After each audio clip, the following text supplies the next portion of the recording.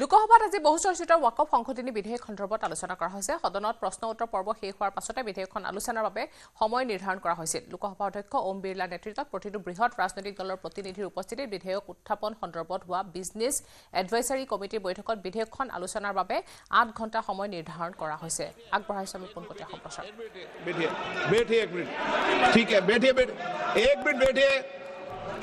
मैंने माननीय मंत्री जी को आपके भाषण के टोकने के लिए अलाउ नहीं किया है।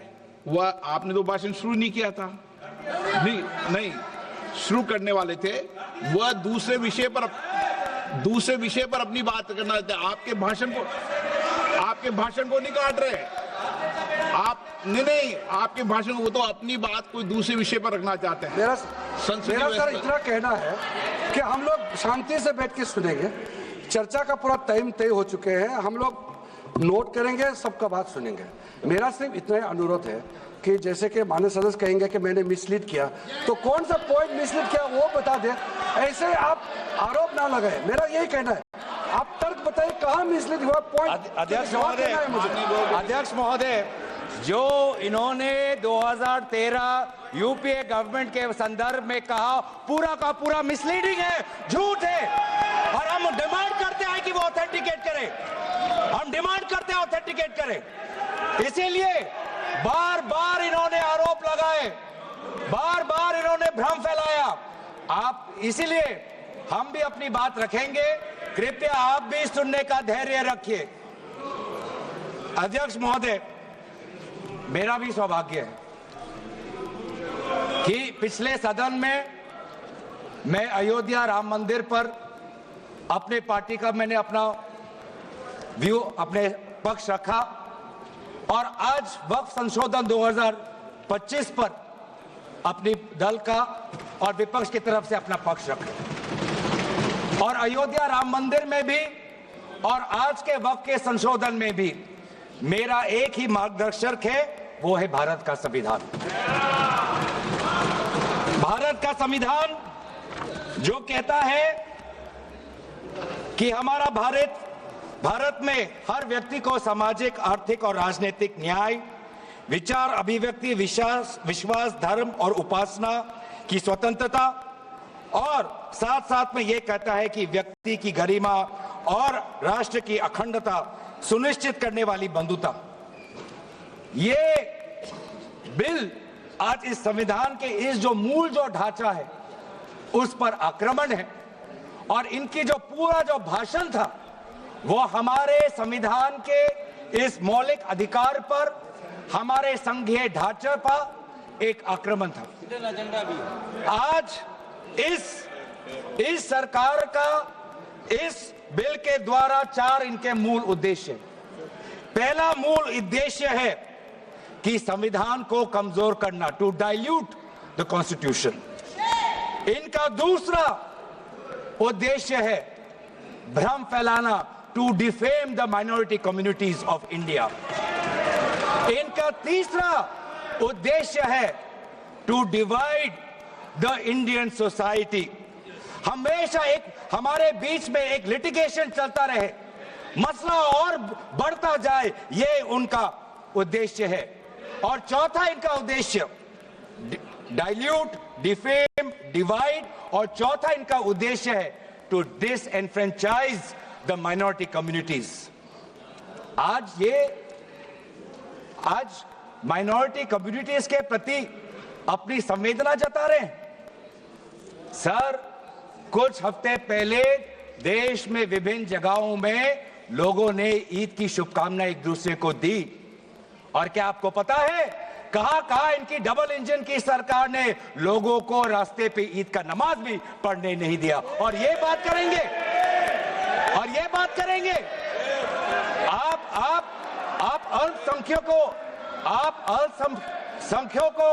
के प्रति अपनी संवेदना जताते हैं। मैं पूछना चाहता हूं कि आपके लोकसभा में कितने एमपीज अल्पसंख्यक हैं? पहले उसका विवरण दीजिए और फिर हमें बताइए कि आपके दिल में कितना संवेदना है। सर, मेरा तो मैंने जिस दिन भी ये बिल इंट्रोड्यूस हुआ उस दिन भी आदरणीय मंत्री को मैंने सुना और आज भी मैंने उनको सुना। जिस दिन उन्होंने इंट्रोड्यूस किया उस दिन भी अगर आप उनका स्टेटमेंट पढ़े तो उन्होंने कहा कि इसको बिल लाने से पहले बहुत विस्तार रूप से इस बिल पर चर्चा, इस बिल की लाने के लिए चर्चा हुई थी। सर पूरा का पूरा मिसलीड, पूरा का पूरा मिसलीडिंग। 2023 में सर सरकार 24 में आई, ये खुद 24 के बीच में इन्होंने अपना बिल लाया। 23 सन के वर्ष में 4 बार माइनॉरिटी अफेयर्स कमेटी की बैठक हुई। मुंबई में हुई 13 जुलाई, दिल्ली में हुई 21 जुलाई को, लखनऊ में हुआ 24 जुलाई को, दिल्ली में 2 बार हुआ 20 सितंबर और 7 नवंबर को। मैं आदरणीय सरकार से दरखास्त करूंगा कि इन 5 सरकारी मंत्रालय जो मीटिंग हुई मिनिस्ट्री ऑफ माइनॉरिटी अफेयर्स का, उनका मिनट्स टेबल पे रखे। एक भी मीटिंग में नया वक्फ अमेंडमेंट बिल चाहिए उसका जिक्र भी नहीं हुआ था, जिक्र भी नहीं हुआ। इनके मिनट्स हमारे पास, हमने देखे। जितने भी बार ministry of minority affairs meeting हुई, सब में वापसी पोर्टल को लेकर और विचार विमर्श हुआ था, लेकिन एक भी मीटिंग के माइन्यूट्स में एक भी स्टेटमेंट नहीं है कि हमें एक नया वक्फ अमेंडमेंट बिल चाहिए। तो मैं तो यही पूछना चाहता हूं कि अगर नवंबर 2023 तक मिनिस्ट्री ऑफ माइनॉरिटी अफेयर्स ने यह वाजे भी नहीं समझा कि नया एक बिल लाने की जरूरत है, मैं तो बस इतना ही पूछना चाहूंगा कि ये bill ministry of minority affairs ने बनाया। जी आमार केंद्रत संसदत वाकफ आईन प्रस्तुति करा हब। भारतवर्षर कारणे आईनखन यथेष्ट प्रयोजनीय आसिले। 75 बछৰৰ पिছত प्रधानमंत्री नरेंद्र मोदी डांगरियाय एटा साहसी पदक्षेप ग्रहण करिले। मैं तेखेतक धन्यवाद और अभिनंदन जनाइছো। आज मैं नवरात्रि की बधाइयां देते हुए और आज के ये जो हमारा बिल है,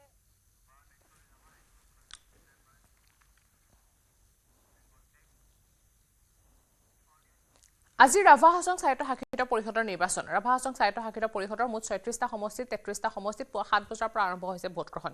ইতিমধ্যে ৩টা পৰিষদীয় সমষ্টিত বিজেপি প্ৰাৰ্থীয়ে বিনা প্ৰতিদ্বন্দ্বিতাৰে জয়লাভ কৰিছে। ৰাভা হাছং স্বায়ত্তশাসিত পৰিষদৰ ৩৬টা পৰিষদীয় সমষ্টিৰ 20টা গোৱালপাৰা জিলা আৰু 16টা কামৰূপ জিলাৰ অন্তৰ্গত। গোৱালপাৰা জিলাত 1জন আৰু কামৰূপ জিলাত 2জন বিজেপি প্ৰাৰ্থীয়ে বিনা প্ৰতিদ্বন্দ্বিতাৰে জয়লাভ কৰিছে, যাৰ বাবে গোৱালপাৰা জিলাৰ 19টা আৰু কামৰূপ জিলাৰ 14টা পৰিষদীয় সমষ্টিত চলি আছে ভোটগ্ৰহণ। গোৱালপাৰা জিলাৰ 19টা সমষ্টিৰ 382টা কেন্দ্ৰ আৰু কামৰূপ জিলাৰ 209টা ভোট কেন্দ্ৰত পুৱা 7 বজাৰ পৰা আৰম্ভ হৈছে ভোটগ্ৰহণ। গোৱালপাৰা জিলাৰ 19টা পৰিষদীয় সমষ্টিত ভোটগ্ৰহণৰ জৰিয়তে 52গৰাকী প্ৰাৰ্থীৰ ভাগ্য নিৰ্ণয় কৰা হ'ব। 19টা পৰিষদীয় সমষ্টিৰ বিপৰীতে ভোটাৰৰ সংখ্যা 2,40,025 গৰাকী। উল্লেখযোগ্য যে 20 নম্বৰ জয়ৰামকুছি পৰিষদীয় সমষ্টিত বিজেপি দলৰ প্ৰাৰ্থী প্ৰেমাজুলি ৰাভা বিনা প্ৰতিদ্বন্দ্বিতাৰে নিৰ্বাচিত হৈছে। আমি পোনপটীয়াকৈ সংযুক্ত হৈছো আমাৰ জ্যেষ্ঠ সাংবাদিক বিপুল বৰ্মনৰ সৈতে। বিপুল বৰ্মন, আপুনি ক'ত উপস্থিত আছে? ৰাভা হাছং স্বায়ত্তশাসিত পৰিষদৰ ভোটগ্ৰহণ শান্তিপূৰ্ণভাৱে আজি পুৱা 7 বজাৰ পৰা চলি আছে আৰু সপত্নীক এতিয়া নিজৰ ঘৰৰ সন্মুখৰে ভোটগ্ৰহণ কেন্দ্ৰত ভোটদান সাব্যস্ত কৰিছে ৰাভা হাছং স্বায়ত্তশাসিত পৰিষদৰ মুখ্য কাৰ্যবাহী সদস্য টংকেশ্বৰ ৰাভা। আৰু আপুনি ভোটদান কৰিবলৈ আহিছে দাদা, কেনেকুৱা দেখিছে চাৰিওফালে?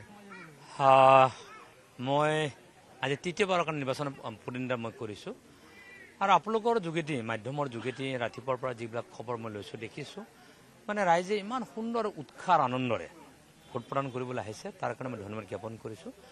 আৰু সকলোৱে কৈছে এটা শান্তিৰ পৰিৱেশ বিৰাজমান হৈছে আৰু মই আশা প্ৰকাশ কৰিছোঁ নিশ্চিত ৰূপত এইবাৰ ভোটাধিকাৰ মানে হাৰটো নিশ্চয় বাঢ়িব আৰু মই নিজেও আনন্দিত এটা শান্তিৰ পৰিৱেশ বিৰাজমান হোৱাৰ কাৰণে মই ভোটদান কৰিম। এতিয়া ৰাইজে সুন্দৰভাৱে শাৰী পাতি মানে লাইন পাতি আছে আৰু গণতন্ত্ৰক যেতিয়া শক্তিশালী কৰিবলগীয়া হয় ৰাইজৰ অংশগ্ৰহণটো অধিক হ'ব লাগে।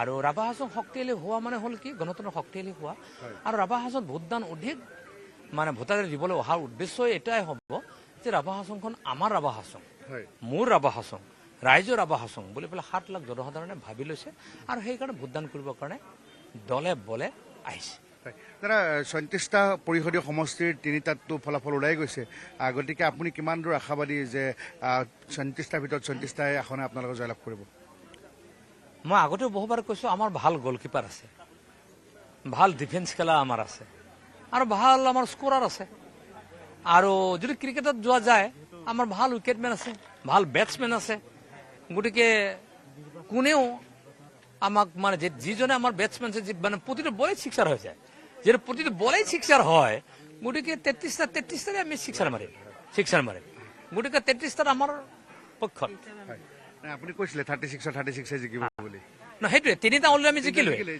তিনিটাত আমাৰ প্ৰতিনিধিত্ব হৈছে ৩৩টা আমি ৩৩টাই আৰু বেলেগ কোনো কথাই নাই কাৰণ বিৰোধী অলৰেডি ৩ দিনমান আগত জিতেন্দ্ৰ সিং ডাঙৰে পৃষ্ঠভংগ দিলে ক'লে থলুৱা নিৰ্বাচন আমি তাৰ বিশেষ গুৰুত্ব দিয়া নাই তেখেতে ক'লে কিয় ক'লে মই নাজানো আমি দুখ পালো কিন্তু তেওঁৰ উদ্দেশ্যটো এইটো যে যিহেতু আমি হাৰিম গতিকে আমি আগতেই চাৰেণ্ডাৰ গতিকে তেখেতে চাৰেণ্ডাৰ যিহেতু কৰিছে গতিকে বাকী তাৰ কোনো কথা প্ৰশ্নই উঠিব নোৱাৰে গতিকে NDAৰ যে নেতৃত্বত আমি যিমান সুন্দৰভাৱে আমি নিৰ্বাচনটো আমি খেলিছো আৰু প্ৰতিটো নিৰ্বাচনে আমি চিৰিয়াছ আমি পঞ্চায়ত এতিয়া আহি আছে পঞ্চায়ত আমি চিৰিয়াছ সমাবাৰ নিৰ্বাচনটোতো আমি চিৰিয়াছ গতিকে বিধানসভা সমবায় কাউন্সিল পাৰ্লিয়ামেণ্ট সকলোতে আমি চিৰিয়াছ আৰু প্ৰত্যেকজন ভোটাৰক আমি সন্মান জনাওঁ আৰু সেইকাৰণে আমি প্ৰত্যেকটোতে চিৰিয়াছ আৰু সেইকাৰণে আমি ছিক্সাৰ মাৰিম আমি স্কোৰিং কৰিম গতিকে আমি অৱশ্যে বিৰোধী যথেষ্ট দুৰ্বল গতিকে বিৰোধী দুৰ্বল হোৱাৰ কাৰণে আচলতে গ'ল দিব লাগিছিল আমি মানে ৩৬টাতকৈ আমি বেছি দিব লাগিছিল কিন্তু বিৰোধী যিটো দুৰ্বল গতিকে আমি ৩৬টাৰে দিম আৰু মই এটা কথা সুধিম আপোনাক কিন্তু মই দৰ্শকক জনাওঁ যে এই আপোনাৰ বিশেষকৈ দুধনৈত যিহেতু হেডকোৱাৰ্টাৰ আছে এই ৰাভা হাছং স্বায়ত্তশাসিত পৰিষদৰ নিৰ্বাচনটোৱে বিশেষকৈ আমি যদি কওঁ পূব গোৱালপাৰা বা পশ্চিম গোৱালপাৰা ছয়গাঁও বকৈ এছটিৰ কাৰণে ৰিজাৰ্ভ কনষ্টিটুৱেঞ্চি নতুনকৈ হ'ল পলাকবাৰীলৈকে গতিকে আগন্তুক বিধানসভা নিৰ্বাচনত যথেষ্ট এটা গুৰুত্ব বহন কৰিব নহয়নে দাদা ডেফিনেটলি কাৰণ চাওক এই ভোটাৰখিনি আকৌ বিধানসভাত ভোটটো দিব কাৰণ আমাৰ এলেকাটো কম্পেক্ট কণ্টিগুৱাছ মানে হ'ল এই গোটেই ভোটাৰখিনিয়ে বিধানসভাত ভোট দিব যে গোটেইখিনি ভোট দিব গতিকে এই তিনিটা সমষ্টিত 80% ৰাভা হাছং অট'নমাছ কাউন্সিল এলেকাত আছে গতিকে 80% ৰাইজে যেতিয়া NDAৰ পক্ষত হাছং ভোট দিব আকৌ 80% ৰাইজে যেতিয়া আকৌ বিধানসভাত ভোট দিব হাৰাৰ কথাটো ক'ত আহিলে গতিকে জিকাৰ প্ৰশ্নটো আহি গ'ল গতিকে সেইকাৰণে এই তিনিটা নহয় আমি পলাশবাৰী 4টা তাৰ 40% ৰাভা হাছং এলেকাত পৰে মই কোনো ডক্টৰ হিমন্ত বিশ্ব শৰ্মা ডাঙৰীয়াক এই 4টা বিধানসভা সমষ্টি আমি তেখেতক অফাৰ দিম গিফ্ট দিম আৰু মই ভাবোঁ 4 তাৰিখতে সেই যে আমি তেখেতক যে আমি গিফ্ট দিম সেইটো সেই 4 যি আমাৰ এপ্ৰিল তেতিয়াৰ পৰাই আৰম্ভ হৈ যায় মানে এইটো আপুনি ফাইনেলে আৰু এইটো ফাইনেল নহয় ফাইনেলতকৈ যদি কিবা বেলেগ শব্দ আছে সেইটোও ওপৰত যাব পাৰে আপোনালোকে ছুপাৰ ফাইনেল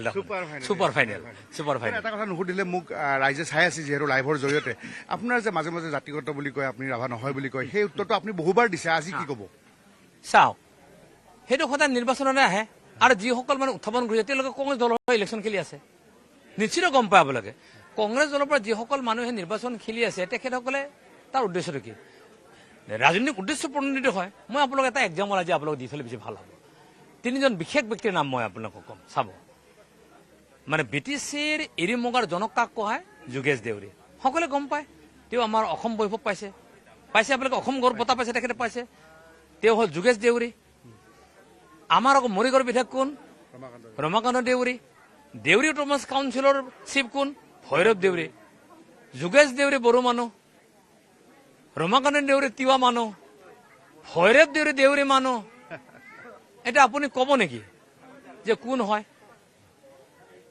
টংগেশ্বৰ জন্মসূত্ৰে এটা জনগোষ্ঠীক নেতৃত্ব দিছে জন্মসূত্ৰে তেওঁ ৰাভা মানুহ হয় গতিকে এইটো বাজে সময় কথাখিনি কৈ থাকে কোৱাৰ কাৰণটো হৈছে কেছটো কি বেলেগটো ইছ্যু নাই ৰাভা হাছৰ ইছ্যুৰ সংক্ৰান্তে কোনো ইছ্যু নাই আৰু সেইকাৰণে তেখেতসকলে আজিৰ পৰা 3 দিন আগতে পৃষ্ঠভংগ দিলে আৰু সেইকাৰণে ভূপেন বৰাই ক'ব কাৰণে লাজ পালে আৰু আপোনালোকে চাওক আপোনালোকে মোৰ মুখৰ ছবিটো চাওক আৰু ভূপেন বৰাৰ মুখৰ ছবিটো চাওক কম্পেয়াৰ কৰক ভূপেন বৰাৰ মুখৰ ছবি দেখিবকে চিকচিকীয়া মানে সুন্দৰ এচি খোৱা ভাৱা বতা নলগা ধূলিবলৈ নলগা পৰিৱেশত থাকে কষ্টই নকৰে ৰাইজৰ ওচৰত নাযায় আৰু আমাৰ চেহেৰাটো চাওক আমি ৰাইজৰ ওচৰত আছো ৰদ বতা বৰষুণ আমি নেওচি আমি ৰাইজৰ ওচৰত কাম কৰি আছো গতিকে ৰাইজ আমাৰ ওচৰত নাথাকি সদায় ৰাজীৱ ভৱনত থাকি প্ৰেছ কনফাৰেন্স পাতি গালখন চিকচিকীয়া হৈ থকা মানুহ ভোটটো দিব নেকি নিশ্চয় নেকি ধন্যবাদ জনাইছোঁ এয়া আছে টংকেশ্বৰ ৰাভা আৰু তেখেতে এনেধৰণে ভোটদান কৰিবলৈ আহিছে আৰু তেখেতৰ পত্নী অৱশ্যে আমাৰ লগত আছে বাইদেউ আপোনাক নমস্কাৰ জনাইছোঁ হয় আপুনি মহিলাৰ শাৰীৰে গৈ ভোটটো দিলে আপুনি জনাওকচোন ৰাতিপুৱাৰ পৰা দেখিছোঁ ঘৰৰ সন্মুখতে ভোটদান কেন্দ্ৰ লোকসভাত আজি বহুচৰ্চিত ৱাকফ সংশোধনী বিধেয়ক সন্দৰ্ভত আলোচনা সদনত প্ৰশ্ন উত্তৰ পৰ্ব শেষ হোৱাৰ পাছতে বিধেয়কখন আলোচনাৰ বাবে সময় নিৰ্ধাৰণ কৰা হৈছিল লোকসভা অধ্যক্ষ ওম বিৰলাৰ নেতৃত্বত প্ৰতিটো বৃহৎ ৰাজনৈতিক দলৰ প্ৰতিনিধিৰ উপস্থিতিত বিধেয়ক উত্থাপন সন্দৰ্ভত लेकिन संशोधन इस प्रकार का हो जिससे बिल का रूपायन, जिससे बिल और ताकतवर बने। और इन्होंने ऐसे संशोधन लाए हैं जिससे बिल से इस देश में और यहां पे समस्या बढ़ेगी और मसले बढ़ेंगे और लिटिगेशन होगा। सर ये इनका क्लॉज 40A पढ़िए। इनका clause 40A section 107 on and from the commencement of the Waqf Amendment Act 2025, the Limitation Act 1963 shall apply to any proceedings. Sir, इससे पहले आप जितने बार भी आप इतिहास में जाए, हर बार, क्योंकि ये वक्फ, ये जो प्रक्रिया है, जब से हमारे देश में इस्लाम आया तब से ये प्रक्रिया चल रही है। बहुत से ऐसे कब्रिस्तान हैं जहां पे कोई पेपर्स नहीं है, कागज नहीं है, लेकिन जजमेंट है, जजमेंट इनके पक्ष में है। और आज बार बार हमने कहा है कि लिमिटेशन एक्ट इसको बढ़ाया जाए, क्योंकि ये प्रैक्टिकल एक समस्या है। लेकिन आज ये नहीं चाहते। क्यों? क्योंकि ये चाहते हैं कि अलग अलग देश के अलग अलग कोने में यहां केस लगे, वहां केस लगे, यहां केस लगे। तो जो भी हमारे यहां पे एक भाईचारा का एक वातावरण है, उस भाईचारे के वातावरण को ये तोड़ना चाहते हैं। ये इनकी राजनीतिक उद्देश्य है। सर ये बात करते हैं कि किस तरह से ये इन्होंने बोर्ड का डाइल्यूशन किया है। क्लॉज 44 कहता है कि जो सेक्शन 110 है वो पूरी तरीके से हटा दिया है। सेक्शन 110 क्या है? Section 110 sir, powers to make regulations by the board, ये पूरा हटाना चाहते हैं। उसमें क्या लिखा है पेरेंट एक्ट में? The board may, with the previous sanction of the state government, मतलब राज्य सरकार की अनुमति के द्वारा बोर्ड कुछ नियम बना सकते हैं। इन्होंने पूरा वो हटाना की कोशिश कर रहे। क्लॉजेस F और G ये हटाने की कोशिश कर रहे। राज्य सरकार की पावर्स या जी कम करने की कोशिश कर रहे। आप क्लॉज 43 पढ़िए, इसका सेक्शन 109 जिसमें क्लॉज 1A और क्लॉज 4 ओमिट करता है। सेक्शन 109 क्या है? सेक्शन 109 है power to make rules, the power of the state government to make rules. इसमें भी आप ये कटौती लाने की कोशिश कर रहे हैं। क्लॉज 1A क्या कहता है? Other particulars which the report of the survey commissioner में कंटेन अंडर क्लॉज F। इसमें स्टेट गवर्नमेंट सर्वे कमिश्नर के पक्ष में कुछ नियम बना सकता है, वो पावर आप हटा रहे हैं। Clause 4 the manner of election of members of the board by means of a single vote, आप ये हटा रहे हैं। इलेक्शन की प्रक्रिया आप हटाना चाहते हैं और आप रिफॉर्म की बात करते हैं। सर आप ये देखिए 83(9), आज बार बार ये एक भ्रम फैलाया जा रहा है कि हाईकोर्ट का कोई भूमिका नहीं है। एक भ्रम फैलाया जा रहा है कि जो वक्फ का जो ये एक ट्राइब्यूनल का जो ऑर्डर आता है वही है, उसके बाद हाईकोर्ट पावरलेस है। ऐसी बात नहीं है। आप पेरेंट एक्ट पढ़िए। आप पेरेंट एक्ट में अगर सेक्शन 83 पढ़ेंगे, पेरेंट एक्ट में सेक्शन 83(9) उसके बाद क्या लिखा गया है? provided that a high court may on its own motion or on the application of the board or any person aggrieved call for and examine the records relating to any dispute and may confirm or reverse the decision। ये power high court में parent act में है ही 2013 के संशोधन के बाद। तो क्यों बार बार आप ऐसा एक भ्रम फैला रहे हैं कि हाई कोर्ट का कोई रोल नहीं है? अगर कहीं अन्याय हुआ है, चाहे दक्षिण में हो, उत्तर में हो, उत्तर पूर्वांचल में हो, पश्चिम में हो, तो सेंट्रल गवर्नमेंट के पास वो पावर्स हैं। सेंट्रल गवर्नमेंट के पास under section 97 of the parent act आपके पास पावर है कि कहीं अगर नाइंसाफी हो तो वो आपके पास सेक्शन 97 के द्वारा आप स्टेट बोर्ड को आप डायरेक्शन दे सकते हो। मैं पढ़ूं 97।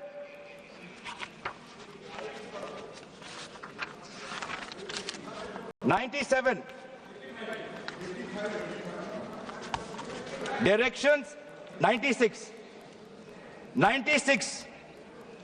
for the power of the central government to regulate secular activities of Waqf. Powers 97 directions by state government subject to any directions issued by the central government under section 96. The state government from time to time give to the board such general or specific directions as the state government thinks fit. मैं जानना चाहूंगा, आपके बहुत जगह आपकी double engine की सरकार है, बहुत जगह आपकी डबल इंजन की सरकार है, कहीं कहीं आपकी सहयोगी दल की भी सरकार है। आपने पिछले 10 साल में कितने बार इस सेक्शन 97 का आपने इसका इस्तेमाल किया?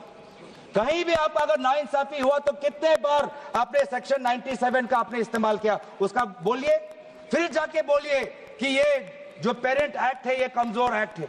पूरी ताकत दी हुई है, अगर कहीं गलती हुई है, कहीं सुधारना है, हमारी संवेदना है, वो चाहे केरला में मवम की बात हो, संवेदना है हमारी, पर आपके पास भी वो ताकत है। आपने कितने बार इस ताकत को आजमाया? सर आज आप देखिए कितनी दुख की बात है। सेक्शन 64 क्लॉज 29 64 ये एक्ट सर क्या लिखा है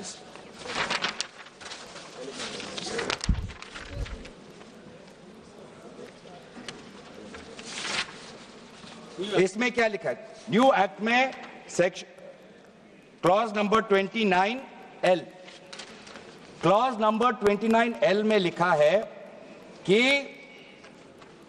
अगर is a member of any association which has been declared unlawful under the Unlawful Activities Prevention Act 1967, UAPA आपने लाए, ठीक है, आप कहीं रिग्रेस प्रेजेंटमेंट को उसको सिंप्लीफाई करके प्रेजेंटमेंट लाना चाहते हैं और कहीं आप यूआपा का संशोधन लाना चाहते हैं, आपका हक है। आप बस हमें इतना बताएं कि और कौन से स्टेट बोर्ड या और कौन से धार्मिक बोर्ड में आपने ये यूआपा का प्रोविजन आप लाने वाले हैं, या सिर्फ ये इसी बिल में है, या सिर्फ इसी बिल में है, या दूसरे में भी जो चैरिटेबल एक्ट्स हैं विभिन्न धर्मों के, विभिन्न स्टेट्स के, क्या उसमें भी यूआपा एक्ट आएगा या सिर्फ इसमें? क्या संदेश देना चाहते हैं? किस कौम को आप भ्रमित करना चाहते हैं? बार बार उस कौम को जिसने भारत की स्वतंत्रता की लड़ाई लड़ी है, उस कौम को जिसने 1857 में उन्होंने मंगल पांडे के साथ उन्होंने अपनी शहादत दी, आप उस कौम पर आप दाग लगाना चाहते हैं जिसमें लगभग 2 लाख उलेमा शहीद हुए, आप उस कौम पर दाग लगाना चाहते हैं जिन्होंने भारत छोड़ो आंदोलन में हमारा साथ दिया, आप उस कौम पर आप दाग लगाना चाहते हैं जिन्होंने 6 अप्रैल 1930 में दांडी मार्च का सपोर्ट किया, आप उस कौम पर आप दाग लगाना चाहते हैं जिन्होंने 1926 में ब्रिटिश के डिवाइड एंड रूल को खंडन किया, आप उस कौम पर आप दाग लगाना चाहते हैं जिन्होंने मौलाना हुसैन अहमद मदानी ने 1924 में कंप्लीट इंडिपेंडेंस की मांग की।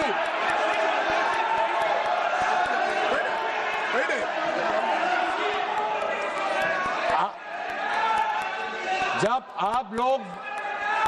आप लोग भारत छोड़ो आंदोलन का समर्थन नहीं कर रहे थे, उस कौम ने भारत छोड़ो आंदोलन का समर्थन किया। जब आप लोग अंग्रेजों को मर्सी पिटीशन लिख रहे थे, वो माल्टा में 3 साल और इजिप्ट में उन्होंने शहादत दी।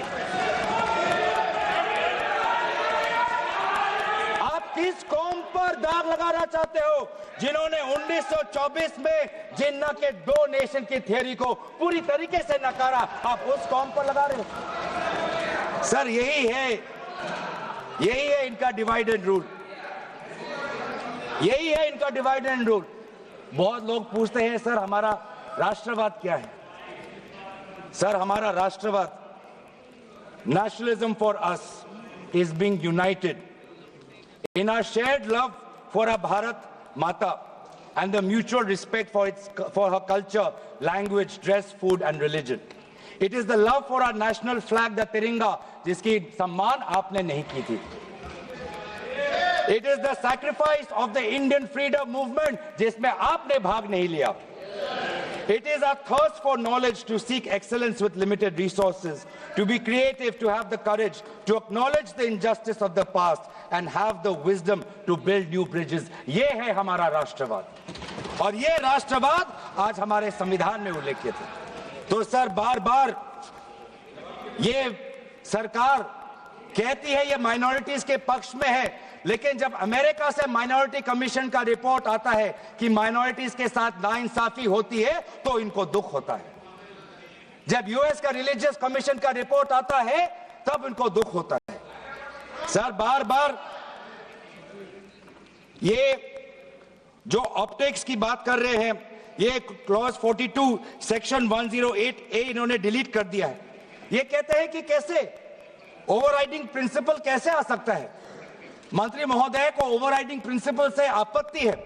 पहले सबके लिए सेक्शन 108 क्या है सर, पढ़ लेते हैं. आपके लिए भी है, हम तो जेपीसी में थे.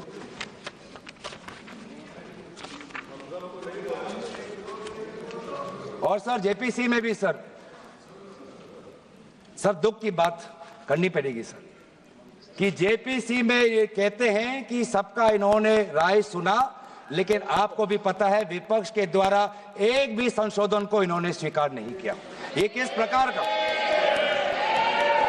हमने भी बहुत से जेपीसी देखे हैं सर, ऐसा जेपीसी नहीं देखा जहां पर क्लॉज बाय क्लॉज डिस्कशन भी नहीं हुआ सर. पूरी तरीके से वोटिंग हो गई. एक मिनट माननीय सदस्य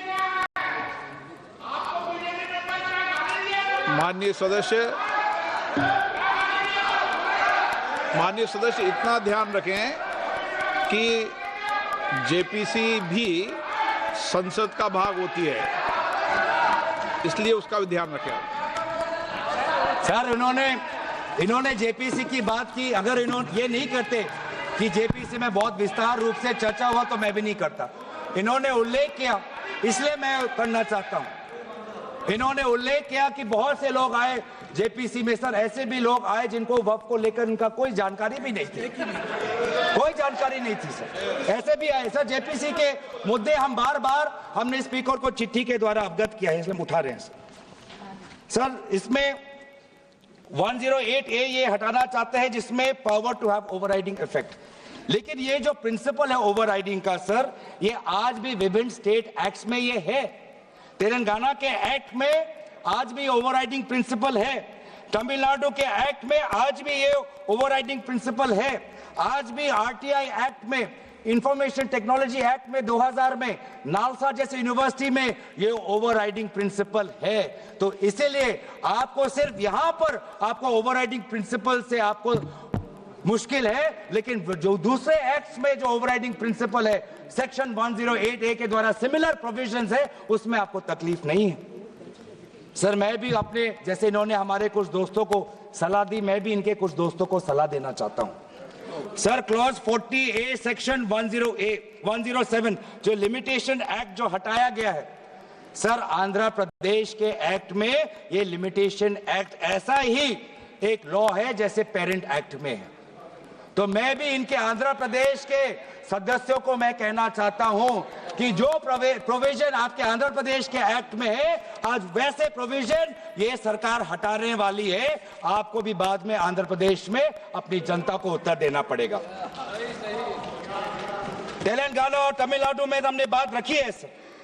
तो मैं बार बार मैं कहना चाहूंगा सर, हमें संशोधन से कोई हमें परे नहीं है, लेकिन संशोधन ऐसा हो जो हमें मदद करे. आज डिजिटाइजेशन की बात करते हैं. आज से 15 वर्ष पहले वामिस एक डिजिटल पोर्टल हमने खोल दिया है. अब ये देखिए सर, सरकार की कैसी ये इनकी काम है. डिजिटाइजेशन फिलहाल अभी चल रहा है, डिजिटाइजेशन हो रहा है, पर माना कि डिजिटाइजेशन वामिस में कुछ खामियां हैं, उसको वामसी में, तो आप उसको ठीक करिए. आप 10 साल से क्या कर रहे थे? आप 10 साल से आप हमसे क्यों ठीक नहीं कर पा रहे?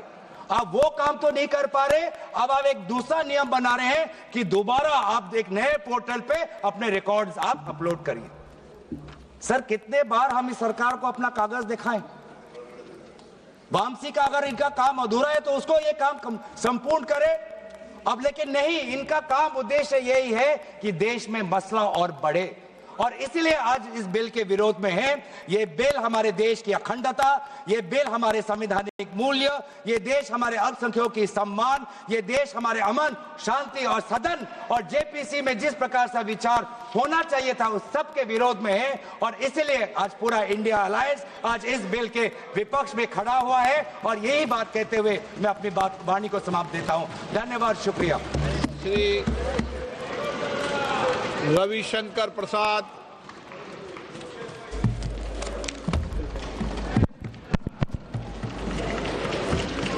माननीय अध्यक्ष जी,